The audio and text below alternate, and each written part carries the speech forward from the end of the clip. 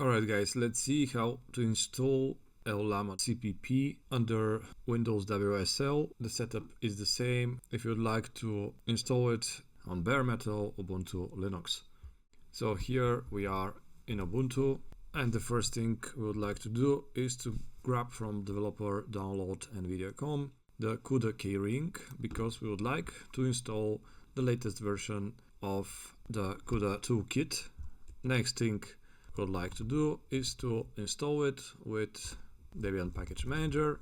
Alright, afterwards we need to update our package manager, and when the keyring is inside and updated, we would like to install the CUDA Toolkit.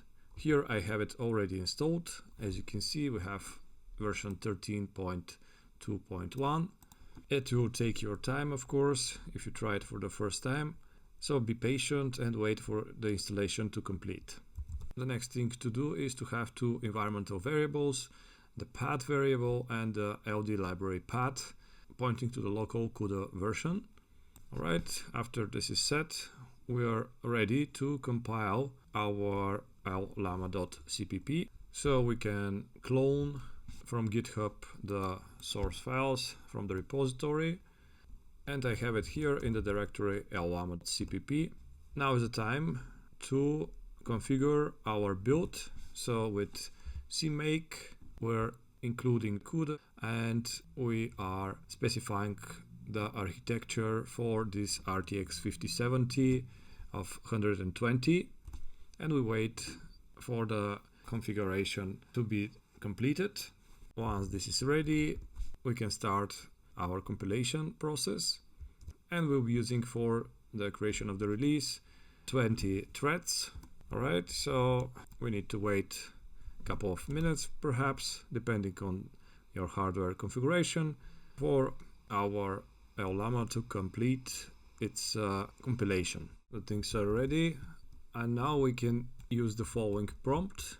Basically, we would like from the already created directory build inside of the binary folder to run Llama CLI, and in the directory models I've downloaded a specific model that we will use, and then we have several parameters which are crafted for the current GPU of 5070 mobile, and let's run it to see if it will work.